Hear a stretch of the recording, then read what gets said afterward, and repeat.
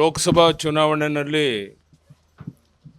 100ಕ್ಕೆ 100 ನಾವು 20ರಿಂದ 22 ಸೀಟ್ ಗೆದ್ದೇ ಗೆಲ್ತೇವೆ. ಡಾಕ್ಟರ್ ಸಜ್ಜಿ ಅವರ ಬಗ್ಗೆ ಒಳ್ಳೆಯ ಅಭಿಪ್ರಾಯ ಇದೆ.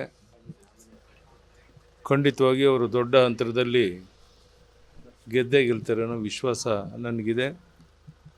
ಎಲ್ಲ ಕಡೆ ಅವರ ಪರವಾದಂಥ ಅಲೆ ಇದೆ. ವಾತಾವರಣ ತುಂಬ ಅನುಕೂಲಕರವಾಗಿರೋದರಿಂದ ವಿಧಾನ ಪರಿಷತ್ತಿಗೆ ಹೆಚ್ಚು ಸೀಟನ್ನು ಗೆಲ್ಲುವಂಥ ಪ್ರಯತ್ನ ಮಾಡ್ತಾ ಇದ್ದೀವಿ.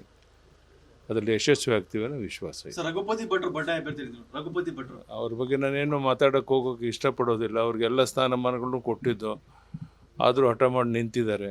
ಜನ ಸೂಕ್ತ ನಿರ್ಧಾರವನ್ನು ತಗೊಳ್ತಾರೆ ಅನ್ನೋ ವಿಶ್ವಾಸ ನನಗೆ. ವಾಲ್ಮೀಕಿ ಅಭಿವೃದ್ಧಿ ನಿಗಮದ ಅಧೀಕ್ಷಕರ ಸಾವು, ಆತ್ಮಹತ್ಯೆ. ಚಂದ್ರಶೇಖರ್ ವಾಲ್ಮೀಕಿ ಅಭಿವೃದ್ಧಿ ನಿಗಮದ ಹಣ ದುರುಪಯೋಗ ಬಹಳ ಅಹಿತಕರವಾದ ಘಟನೆ ಅದು ಆಗಬಾರ್ದಾಗಿತ್ತು. ಅವ್ರು ಯಾರ್ಯಾರ್ದೋ ಕೆಲವ್ರ ಹೆಸರನ್ನ ಮೆನ್ಷನ್ ಮಾಡಿದ್ದಾರೆ. ಅವ್ರ ಮೇಲೆ ಸೂಕ್ತವಾದ ಕ್ರಮವನ್ನು ತಗೊಳ್ಬೇಕು ಅಂತ ನಾನು ಸಹ ಒತ್ತಾಯ ಸಿಐಡಿ ತನಿಖೆ ಕೊಟ್ಟಿದ್ದಾರೆ ಸರ್. ಸಿಐಡಿ ತನಿಖೆ ಕೊಟ್ಟಿದ್ದಾರೆ, ಅದು ಬಿಟ್ಟು ಕೊಟ್ಟಿದ್ದಾರೆ. ಯಾರವ್ರ ಹೆಸರು ಹೇಳಿದ್ದಾರೆ ಅವ್ರ ಬಗ್ಗೆ ಸರಿಯಾದ ಕ್ರಮವನ್ನು ತಗೊಳ್ಬೇಕು. ಸಚಿವರು ಡಿಮ್ಯಾಂಡ್ ಮಾಡ್ತಿರೋದು ಎಲ್ಲ ನಾಯಕರು, ಬಿಜೆಪಿ ನಾಯಕರು ನಾಗೇಂದ್ರ ರಾಜೀನಾಮೆ ಕೊಡ್ಬೇಕಂತ ಹೇಳಿ. ಯಾಕಂದ್ರೆ ಅಲ್ಲ, ಅವರು ಭ್ರಷ್ಟಾಚಾರ ಆಗಿದೆ ಅಂತ ಸರ್ಕಾರದಲ್ಲಿ. ಅಲ್ಲ, ಅವರ ಬಗ್ಗೆ ಎಲ್ಲರ ಒಂದು ಒತ್ತಾಯ ಇದೆ. ಅವರೇ ವಾಲಂಟ್ರಿಯಾಗಿ ರಾಜೀನಾಮೆ ಕೊಟ್ಟು ಗೌರವವನ್ನು ಉಳಿಸ್ಕೋಬೇಕು ಅನ್ನೋ ಒತ್ತಾಯವನ್ನು ಮಾಡ್ತೀನಿ. ನ್ಯೂಸ್ ಫಸ್ಟ್, ನಿರ್ಭೀತಿಯಿಂದ ನಿಮ್ಮ ಪರವಾಗಿ.